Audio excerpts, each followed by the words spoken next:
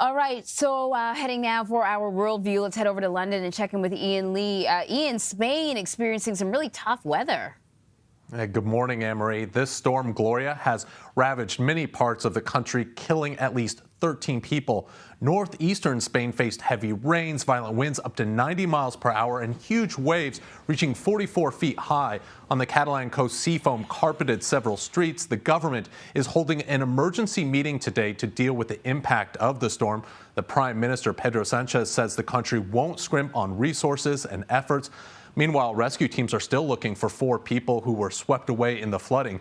The storm comes as the country gears up for tourism season. Now, Gloria is starting to recede, but more than 100 roads have been washed away and thousands are without power.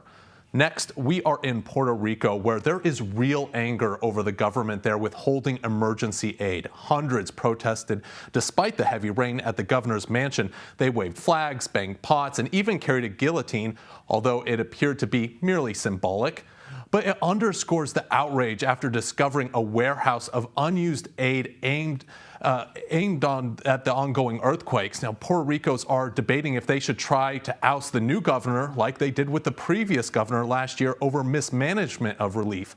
Meanwhile, the territory is still waiting for millions of dollars in federal aid. And finally, we are ending this week in Brussels, where officials have signed off on the United Kingdom's divorce agreement with the European Union. The document will now go to the European Parliament for ratification next Wednesday. Then on Thursday, diplomats from EU member states will approve the deal in writing. Then finally, on Friday, January 31st, Britain will spend its last day in the EU before leaving at 11 p.m. local time as the clock strikes midnight in Brussels. And Anne-Marie, you and I have covered the twists and turns of whether or not Brexit will happen. Well, it is. But don't think the drama is over, because we are now entering an even more challenging chapter. The UK will now start negotiating trade deals with the EU, United States, and frankly, anyone else. That's right. Now that the party's over, it's time for the after party. It's always a lot more interesting. Get down to business. Ian, thank you very much.